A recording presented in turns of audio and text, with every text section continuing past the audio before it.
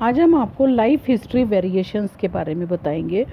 तो इस वर्ल्ड में सभी पॉपुलेशंस क्या कोशिश करती हैं, वो रिप्रोडक्टिव फिट रहने की कोशिश करती हैं, जिससे कि उनकी आर की वैल्यू, अब आर क्या होता है, आर है उनकी इंट्रिंसिक फैक्टर, इंट्रिंसिक वैल्यू। अब इंट्रिंसिक वैल्यू क्या होती है, बर्थ माइनस डेथ। तो हर पॉपुलेशन ये कोशिश करती है कि वो इस तरह की रिप्रोडक्टिव स्ट्रेटजी को अपनाए कि उसकी संख्या इस नेचर में बढ़ती चली जाए, चाहे उसके ऊपर कितने भी प्रेशर्स हों।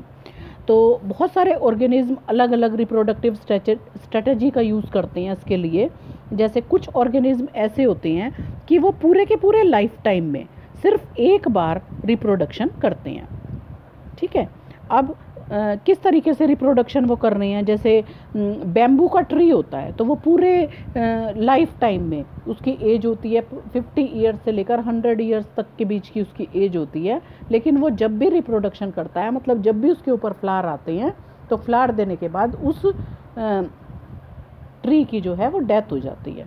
इसी तरीके से पैसिफिक सैल्मन एक फ़िश होती है, तो वो भी क्या करती है, जैसे ही वो अंडे देते हैं फिशेस, वैसे ही उनकी क्या हो जाती है, डेथ हो जाती है। तो ये क्या करते हैं, ये इस तरह के ऑर्गेनिज्म हो गए कि वो अपने लाइफ टाइम में क्या कर रहे हैं, सिर्फ एक बार ब्रीडिंग कर रहे हैं। लेकिन बहुत सारे एनिमल्स ऐसे हैं जो अपने लाइफ टाइम में क्या कर रहे हैं, बहुत बार क्या करते हैं, ब्रीडिंग करते हैं। जैसे कि हम इसमें देख सकते हैं कि बर्ड्स होती हैं, मैमल्स होते हैं, तो ये क्या करते हैं, पूरी लाइफ टाइम इनकी ब्रीडिंग चलती रहती है। अब बहुत सारे एनिमल्स ऐसे हैं कि जो छोटे साइज़ के बहुत सारे ऑफस्प्रिंग पैदा करते हैं, जैसे ऑयस्टर्स हैं, पेलेजिक फिशेस हैं। जबकि कुछ ऑर्गेनिज्म ऐसे होते हैं जैसे बर्ड्स और मैमल्स हैं, तो वो लार्ज साइज़ के ऑफस्प्रिंग पैदा करेंगे, लेकिन कैसे होंगे, उनकी संख्या कम होगी। तो ये हर ऑर्गेनिज्म की अपना रिप्रोडक्शन का तरीका है। वो क्या करना चाहता है, उसका मेन एम ये है कि वो अपनी संख्या को बढ़ाता चला जाए। तो अब इकोलॉजिस्ट ये सजेस्ट करते हैं कि ऑर्गेनिज्म जो है वो क्या कोशिश करते हैं कि उनके ऊपर जो भी अबायोटिक या बायोटिक फैक्टर्स, जो भी रेस्ट्रेंट्स लगा रहे हैं, जो रुकावट लगा रहे हैं उस हैबिटेट में, उसको वो न्यूट्रलाइज करके और क्या कर रहे हैं, अपनी इस तरह की स्ट्रेटजीज़ का यूज़ करें कि किसी भी तरीके से उनकी संख्या बढ़ती चली जाए। तो लाइफ हिस्ट्री में अगर हम देखें तो बहुत सारे इवोल्यूशन के एग्जाम्पल हमें दिखाई देंगे, और ये एक एक्टिव रिसर्च का एरिया है अभी भी। नेक्स्ट टॉपिक आता है पॉपुलेशन इंटरेक्शन।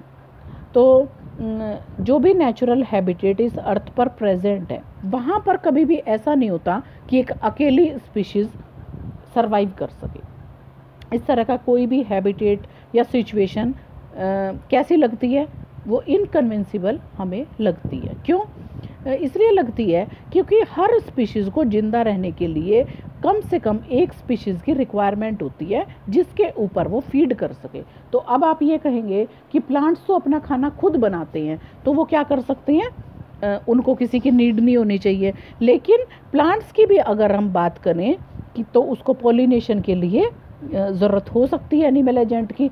लेकिन अगर उसके अंदर सेल्फ पॉलिनेशन हो रहा है, तब उसको किसी एजेंट की ज़रूरत नहीं है, किसी की हेल्प की ज़रूरत नहीं है।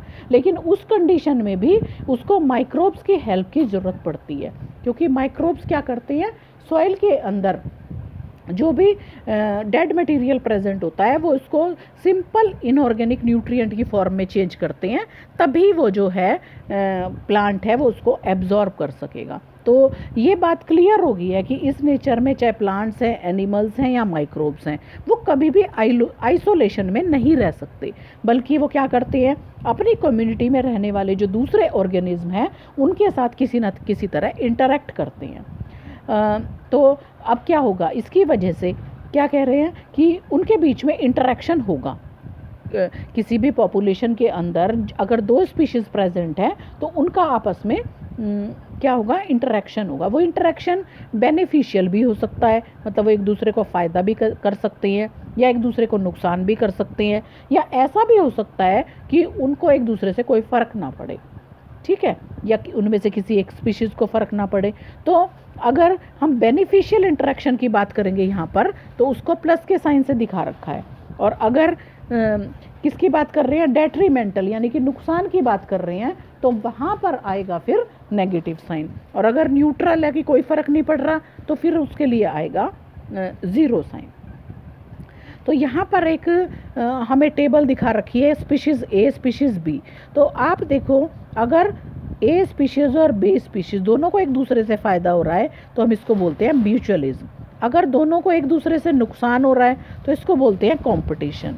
अगर एक को फ़ायदा हो रहा है और दूसरे को नुकसान हो रहा है तो इसको बोलते हैं प्रेडेशन भी बोल सकते हैं और पैरासिटिज्म भी बोल सकते हैं।